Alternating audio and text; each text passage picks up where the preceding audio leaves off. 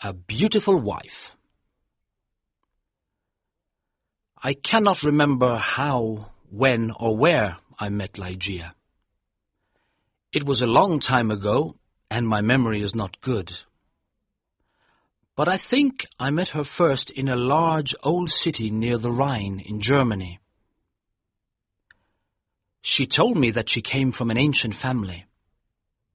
But I never knew the family name of the woman who was my friend, my partner in my studies, and finally my wife. Why did I never discover her family name? Perhaps because she did not want me to find out. But I cannot remember. I remember one thing very well. Ligeia was tall and slim. Later, at the end, she became very thin. How can I describe her quiet, aristocratic movements or the strange softness of her footsteps? If she came into my office, I only knew she was there when I heard her voice, or when she put her white hand on my shoulder. She had a beautiful face, but it was not a classical kind of beauty. There was something strange about it. I have often tried to understand it. Was it her pure white skin or her thick black hair?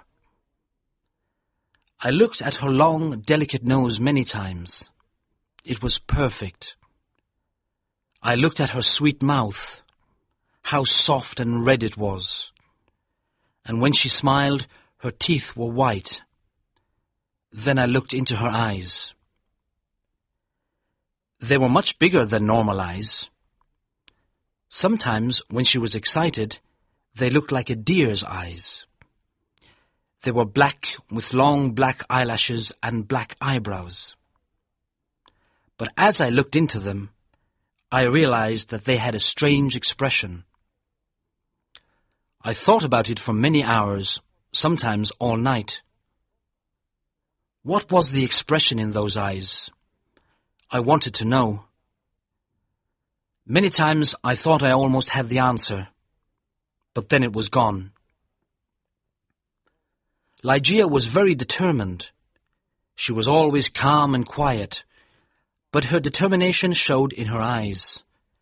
It shone like a terrible energy, and sometimes it frightened me. Ligeia was very clever. She was excellent at Latin and Greek, and she knew many other languages perfectly. She never made a mistake. She was also a student of science and mathematics. When we were first married, I often asked her for help with my studies, and we worked together. But after she died, I was alone. Without her, I was like a child in the dark. When she first became ill, she did not come to help me as often as before. She lost weight, and her skin became pale and transparent. When I saw that she was dying, I felt desperate. Ligeia resisted death with all her energy. She was determined to live. I watched in agony as she fought for life. I knew she loved me, but I only understood how much she loved me now that she was dying. She held my hands and said that she was devoted to me. I cannot talk about it now, but let me say that her love for me was part of her determination to live. On the night she died, she suddenly got out of bed and cried, "Oh God, must I die? Must I lose my fight with death? No, I can't die like this." But my dear Ligeia died. I was so sad I could not stay in the old city by the Rhine. For a few months I travelled around, then I bought an old abbey in an isolated part of England. This dark, sad place expressed my feelings of loneliness. But I decorated it with beautifully coloured curtains, carpets, and ornaments. I said to myself, perhaps the bright colours will make me feel happier. Unfortunately, they did not. I began to drink too much. but I do not want to speak about that time of my life. I will only say that one day I married Lady Rowena Trevanion of Tremaine. My new wife had blonde hair and blue eyes. She was very different from my first wife, but how could I ever forget Ligeia? Chapter 2. A Fight with Death. I took Lady Rowena back to a room high up in the tower of the Abbey, where we lived for the first month of our marriage. The room was very large, with an enormous window made of glass from Venice. The ceiling was high, like a church, and in the centre there was a big gold chandelier. There were sofas from the east and an Indian bed. On the walls were long tapestries, like carpets, with designs made of gold. The tapestries moved every time the wind blew.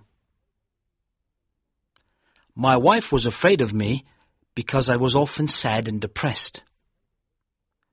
She did not love me much and stayed away from me, but I preferred this. I always thought about Ligeia, my beautiful Ligeia, dead in the tomb. Sometimes in my dreams I called to her in the night. I imagined that perhaps my love for her could bring her back to me. At the beginning of the second month, Lady Rowena became ill. She did not sleep very well, and told me she could hear sounds and movements in the tower. "You have a fever," I said. "You're imagining things." She got better, but then she went back to bed with a second illness, worse than the first. The doctors could not understand it. Again, Rowena began to hear little sounds and movements in the bedroom, and they frightened her. One night, at the end of September, she woke up suddenly. I was sitting on a sofa by her bed. She whispered to me that she could hear sounds and see movements, and there was a frightened expression on her thin face. But I saw and heard nothing. "It's the wind," I explained. "You can see the tapestries moving in the wind." But her face was white with fear, and she nearly fainted. I remembered that there was some wine on the table on the other side of the room. As I walked under the light of the chandelier, a strange thing happened. I felt something invisible pass me, and on the carpet I saw a shadow, almost the shadow of a shadow. I decided to say nothing to Rowena. I poured out a glass of wine and gave it to her. Then I sat on the sofa and watched her.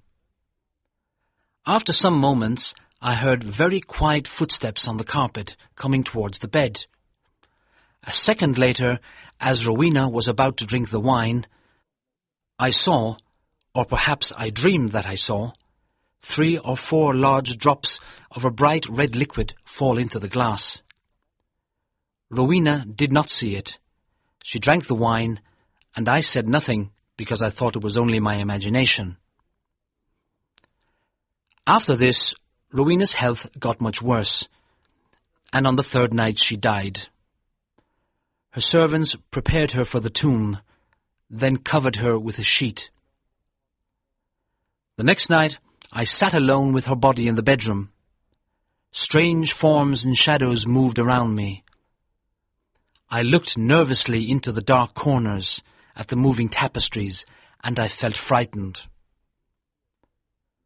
Then I looked at the carpet under the chandelier. There was no shadow there, and I felt better. When I looked at Rowena on the bed, sad memories of Ligeia, the only woman I ever loved, came back to me. It was perhaps around midnight when I heard a sound. It was quiet but clear, and it woke me from my dreams. I thought it came from the bed. I listened in terror, but I did not hear it again. I looked carefully at Rowena for any sign of life. She was not moving, but I continued to look at her. Minutes passed. Then I noticed a little colour in Rowena's face. My heart stopped in horror. I could not move. When I understood that Rowena was not dead, I tried to revive her. But soon the colour disappeared from her cheeks. Her face looked like marble again, and her lips were thin with the horrible expression of death. When her body was cold and rigid, I fell onto the sofa and dreamed about Ligeia. An hour later, I heard the same sound as before. I listened. Yes, there it was again, a sigh from the bed. I ran over and saw clearly that her lips were trembling. Then they opened, showing her bright teeth. I thought I was going mad. There was a pink colour on her cheeks and neck. Her body was getting warm again, and her heart was beating a little. Lady Rowena was alive. I did everything I could to revive her. Then, suddenly, her colour disappeared. Her heart stopped, and her body became cold and rigid. I sat down and began to think about Ligeia again. Then again, for the third time, there was a sound from the bed. But why must I describe the horrors of that night? Again, I tried to revive Rowena, and then a fourth time. Each time, she seemed to fight with an invisible force.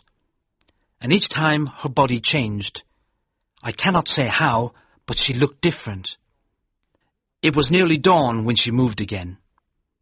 I was sitting on the sofa, exhausted, but Rowena's body moved with more energy than before. Her colour returned, signs of life changed her face. Her eyes were closed, but she looked alive. Then she suddenly got out of bed and walked slowly to the centre of the room, like she was walking in her sleep. I did not tremble.